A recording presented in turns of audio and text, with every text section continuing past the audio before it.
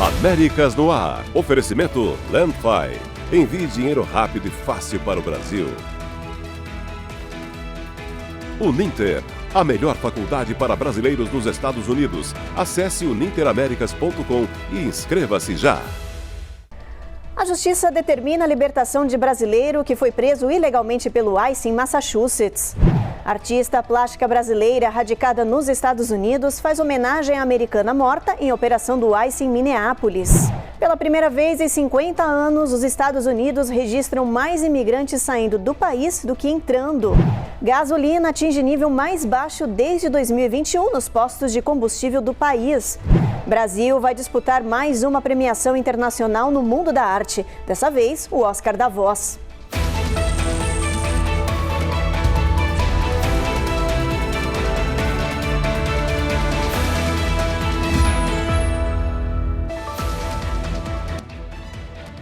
Olá, o Jornal Américas no Ar está começando.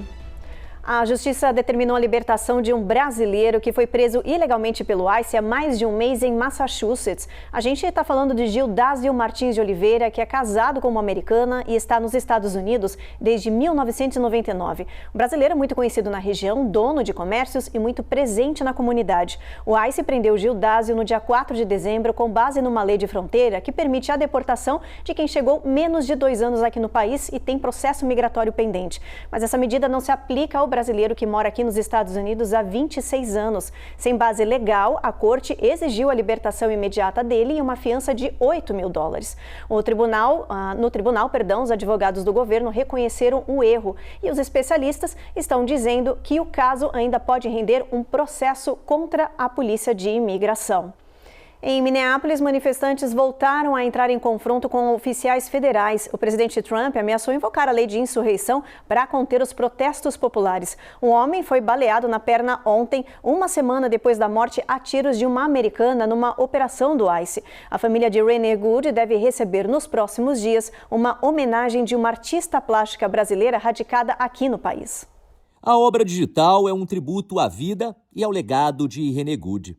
Os traços expressivos e delicados transmitem respeito, memória e solidariedade à família e à comunidade de Minneapolis. A única coisa que eu posso fazer é fazer um quadro, fazer uma homenagem a ela através da minha arte. É a única coisa que eu sei fazer.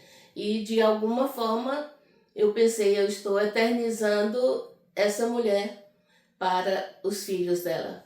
Renee Nicole Good, de 37 anos, foi morta a tiros no carro durante uma operação do ICE na região. O Departamento de Segurança Interna dos Estados Unidos defendeu a ação como legítima defesa, mas autoridades locais questionam essa versão e pedem uma investigação independente. Há uma semana, a região enfrenta intensa revolta popular nas ruas, críticas ao ICE e ao abuso da força, com registros de violência e vandalismo. Um venezuelano foi baleado na perna ao enfrentar oficiais de imigração que estavam realizando uma prisão. Nas redes sociais, o presidente Trump ameaçou invocar a lei secular de insurreição. Essa medida, criada em 1807, permite ao governo federalizar a região, usar as Forças Armadas para conter distúrbios extremos e restabelecer a ordem. Os representantes estaduais e locais seguem criticando a presença dos agentes de imigração, o reforço das patrulhas na área e defendem os direitos de manifestações pacíficas. O prefeito de Minneapolis acusou o ICE de provocar o caos na região e disse que o estado entrou com um processo contra o governo federal para impedir a presença dos oficiais. Um grupo de voluntários em Minnesota encontrou uma maneira inusitada de alertar os moradores quando os agentes do ICE aparecem no bairro. Eles estão produzindo apitos em impressoras 3D e distribuindo de graça para a população. A ideia se espalhou pelas chamadas cidades gêmeas. Se você passou pelas cidades gêmeas nos últimos meses, provavelmente ouviu esse som. É um apito agudo que os manifestantes usam para avisar a vizinhança quando o ICE está realizando uma operação na região. O que muita gente não sabe é que a maioria desses apitos não é comprada em lojas. Eles são fabricados por voluntários em impressoras 3D. Caleb Luterman é um dos precursores da ideia. Ele começou a imprimir cerca de 100 apitos por vez, Mas esse sistema de alerta caiu no gosto da população e a produção triplicou. A ideia não é nova, surgiu em Chicago e Caleb e outras pessoas resolveram repetir a tendência em Minnesota.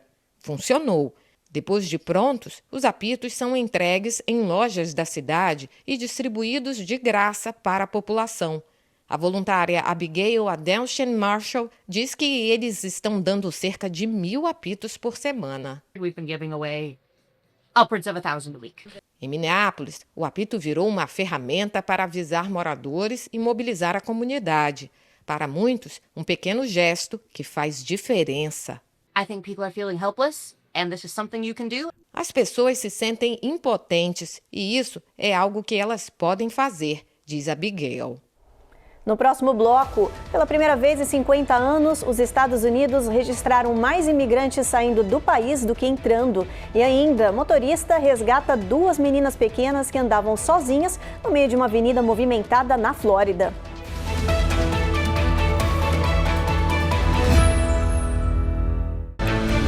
Américas no Ar. Oferecimento Landfi. Envie dinheiro rápido e fácil para o Brasil. Uninter, a melhor faculdade para brasileiros nos Estados Unidos. Acesse uninteraméricas.com e inscreva-se já.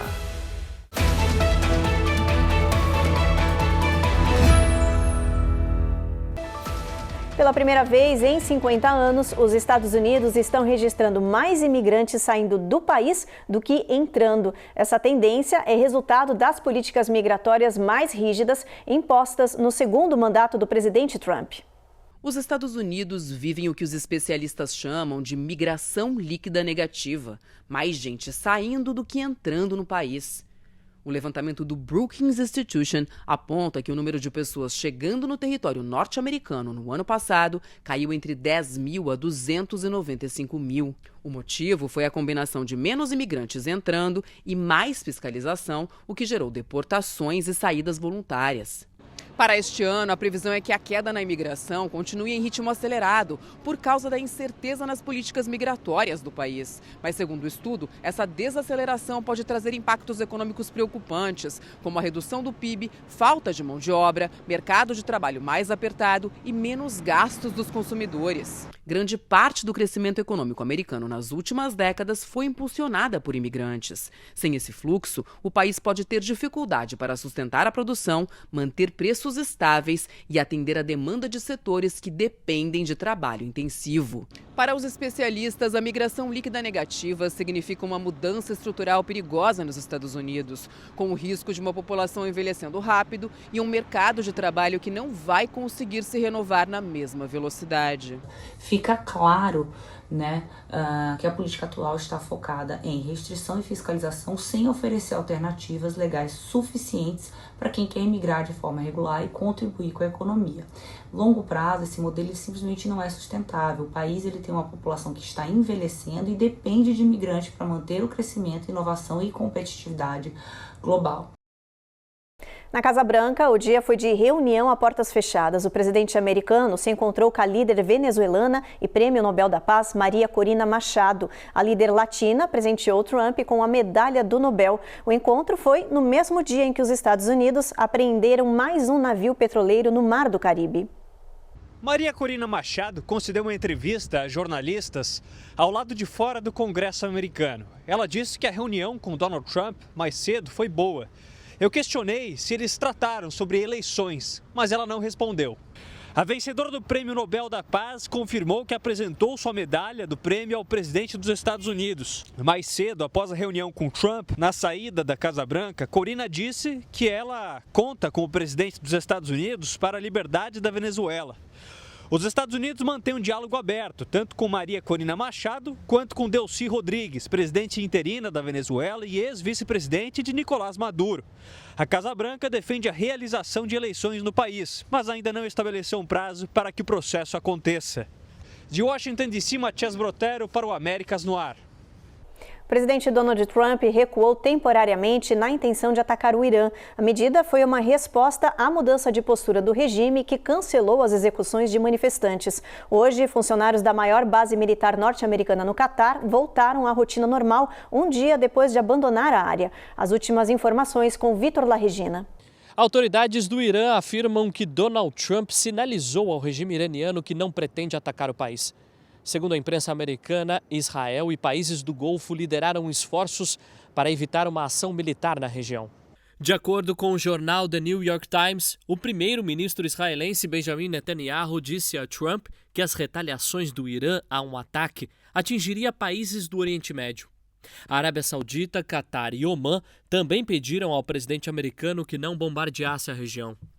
Na madrugada desta quinta-feira, o espaço aéreo iraniano ficou fechado por 5 horas em meio às expectativas de um ataque dos Estados Unidos. Hoje, funcionários da maior base militar americana no Oriente Médio voltaram à rotina normal depois de terem que abandonar seus postos na quarta-feira. O regime iraniano adiou a execução de um dos manifestantes detidos nos protestos que tomaram conta do país nas últimas semanas. Notícia que foi comemorada nas redes sociais por Donald Trump, que deu a entender que outras sentenças de morte também não serão cumpridas. A porta-voz da Casa Branca, Caroline Leavitt, declarou que 800 execuções foram suspensas.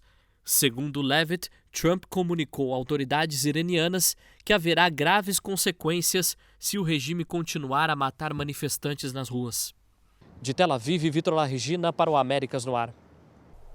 Mudando de assunto, olha só esse flagrante na Flórida. Um motorista virou herói ao salvar 2 crianças pequenas que caminhavam sozinhas no meio de uma rodovia movimentada. As imagens de câmera do carro mostram o momento em que John Brittingham para o carro, bloqueia o trânsito e salva 2 crianças que caminhavam no meio de uma avenida movimentada em Brevard County, na Flórida. O motorista voltava para casa quando viu as meninas sozinhas.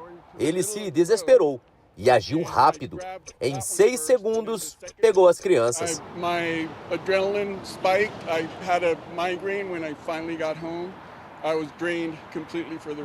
John disse que ficou aterrorizado com a cena e que a adrenalina foi tanta que passou o resto do dia exausto. Depois do resgate, ele encontrou uma casa de aluguel temporário com o portão aberto. Os adultos lá dentro nem sabiam que as crianças haviam saído. John não chamou a polícia. Disse que o foco era apenas devolver as pequenas em segurança. O xerife do condado confirmou que não houve o registro de ocorrência. John, que é pai e avô, reforçou: crianças pequenas precisam de supervisão o tempo todo. A seguir, cresce o número de estados americanos que exigem aulas de finanças para formar alunos do ensino médio. E ainda, Grok, o chatbot de Elon Musk, é acusado de despir digitalmente pessoas em fotos, incluindo menores de idade.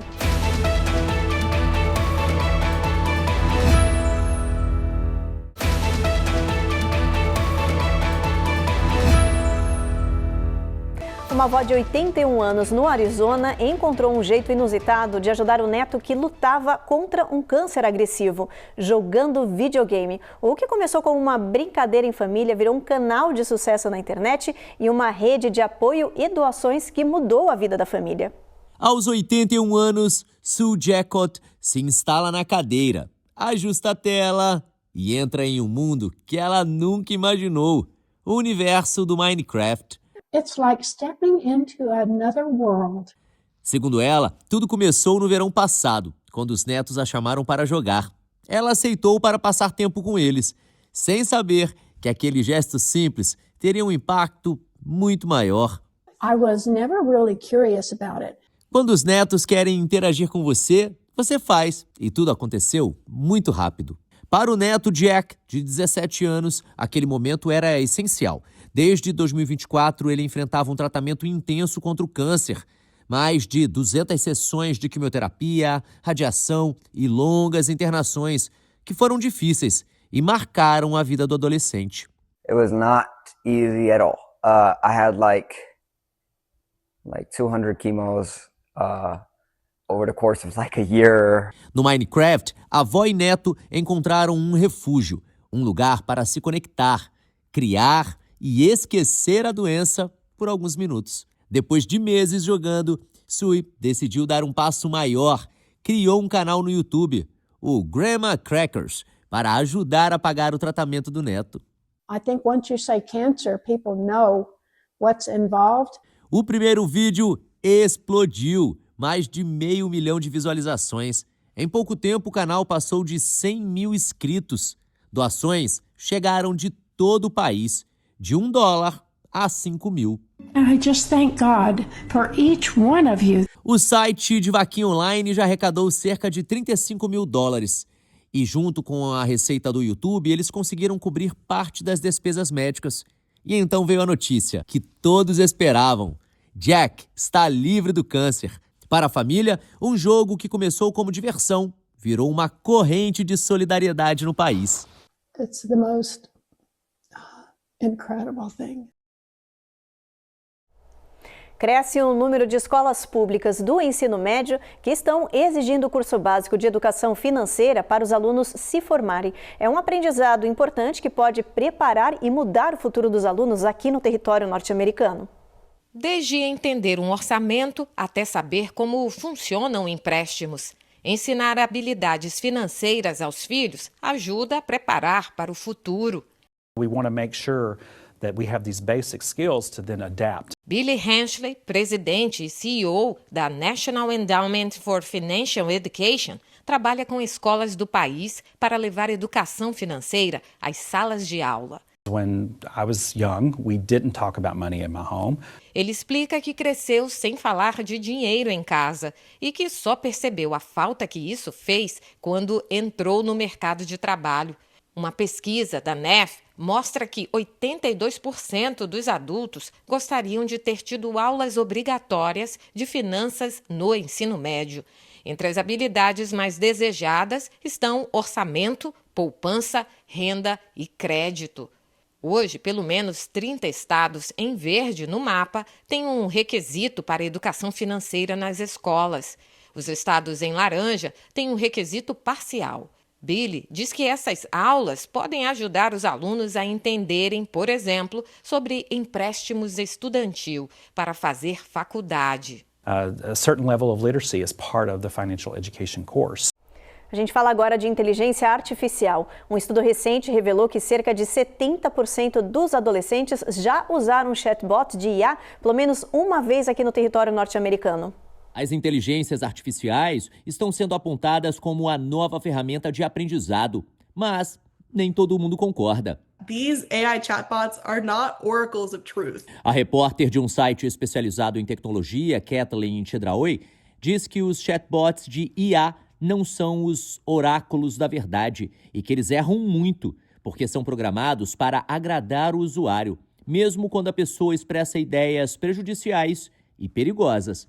When people express worldviews that are potentially harmful or dangerous, esse comportamento pode afetar jovens que ainda estão em desenvolvimento e podem acreditar em respostas erradas dos bots. Um estudo do Pew Research Center mostra que quase 3 em cada 10 adolescentes usaram ou usam a tecnologia quase que constantemente. Por isso, a pediatra Joana Parga Belink diz que os pais precisam entender como os filhos usam a tecnologia, se é para estudo, diversão ou outro motivo, e participar junto. Segundo ela, quando os adultos interagem com a criança, surgem momentos de aprendizado e monitoramento. And when you do that and you engage with the child, that allows for teachable moments with this type of technology. Grok, o chatbot de Elon Musk, voltou ao centro de uma polêmica global e é alvo de investigações, inclusive no Brasil. A ferramenta é acusada por vários países de despir digitalmente pessoas em fotos, incluindo menores de idade. As reações foram imediatas. O Reino Unido abriu investigação formal, a União Europeia analisa o caso, Malásia e Indonésia bloquearam o Grok. A Índia pediu explicações e, no Brasil, entidades querem o banimento dessa ferramenta. Mesmo com a repercussão, o Grok lançou para assinantes uma função de geração de imagens, aumentando a pressão. Especialistas alertam que esse tipo de tecnologia pode ser usado para abuso e manipulação, especialmente contra crianças. O caso reacende o debate mundial sobre regulação de inteligência artificial. Depois do intervalo, gasolina atinge o nível mais baixo desde 2021, com previsão de valores ainda menores no sul dos Estados Unidos. E mais, daqui 3 dias, o Brasil vai disputar mais uma premiação internacional no mundo da arte. Desta vez, o Oscar da Voz.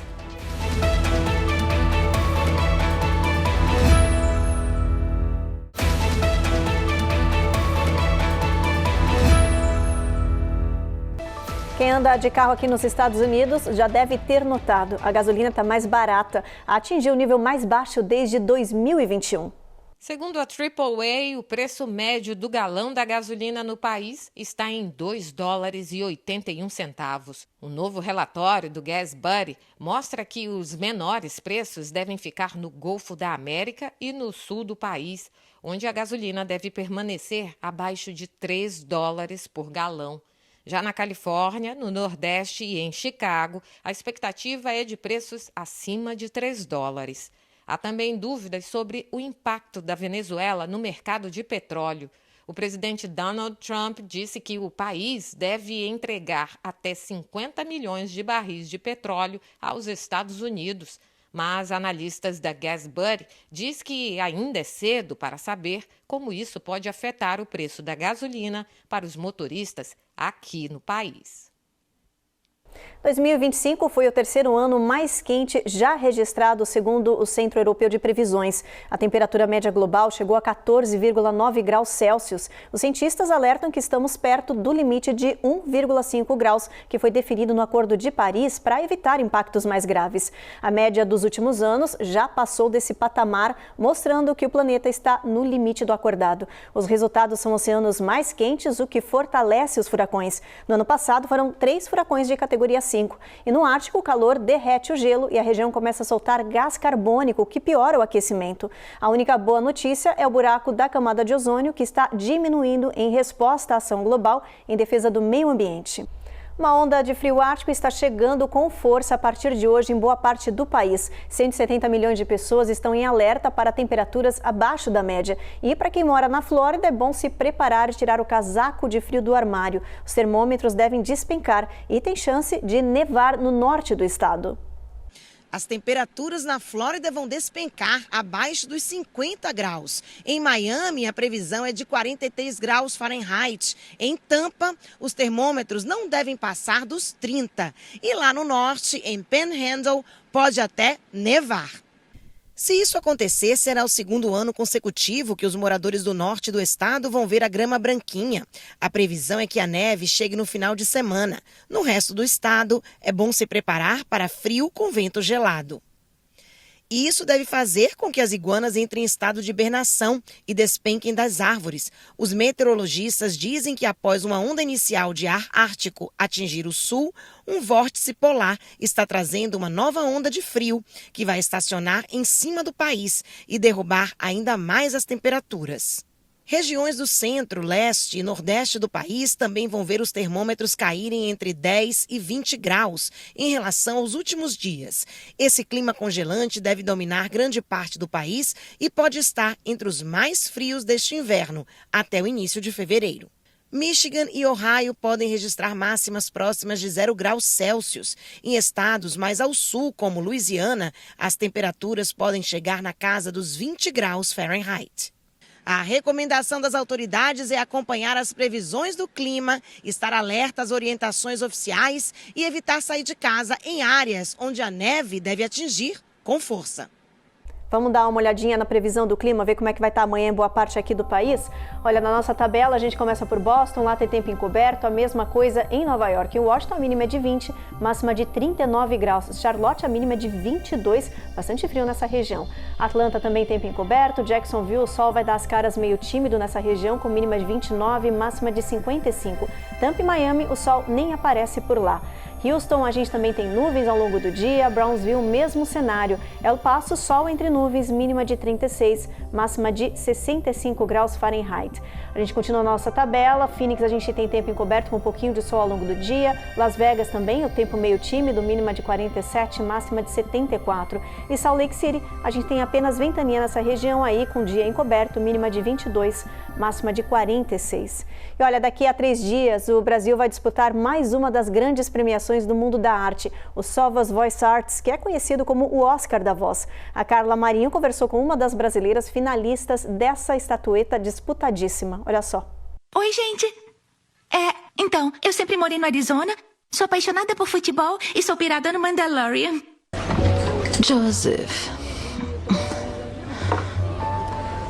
está usando a nossa aliança de casamento? Sabe o que essas duas personagens têm em comum? A voz. Krishna Dias, que mora na Califórnia, faz a dublagem em português de séries exibidas no Brasil, como South Park e Flash. Acha que isso vai me manter longe da minha filha? Ela é uma das profissionais mais versáteis do nosso país, com um currículo extenso de personagens em séries, filmes e animações. E é por causa desse talento nato que Krishna está concorrendo ao chamado Oscar da Voz, o Sovas Voice Art Award. Além dela, outros 24 brasileiros também são finalistas na premiação. A brasileira foi indicada em 2 categorias, melhor dublador e melhor audiodescrição, que é a narração de cenas, cenários e expressões para pessoas cegas ou com baixa visão. São vários brasileiros indicados nas mais diversas categorias. Temos brasileiros que fazem trabalhos em outros idiomas, não só em português. E é uma honra. A cerimônia de premiação acontece no dia 18 de janeiro de 2026, em Los Angeles, na Califórnia. É a minha grande paixão, poder emprestar a minha voz para ser os olhos de quem não vê. Então, meu intuito é divulgar o prêmio também, para que mais pessoas, mais brasileiros possam participar, levar a voz para o mundo e serem reconhecidos, né, pelo seu talento, pelo seu trabalho. A gente vai estar aqui fazendo torcida e vai acompanhar esse Oscar aí da voz. Bom, o Jornal Américas no Ar então termina agora. A gente agradece a sua companhia e te espera novamente na próxima edição. Até lá!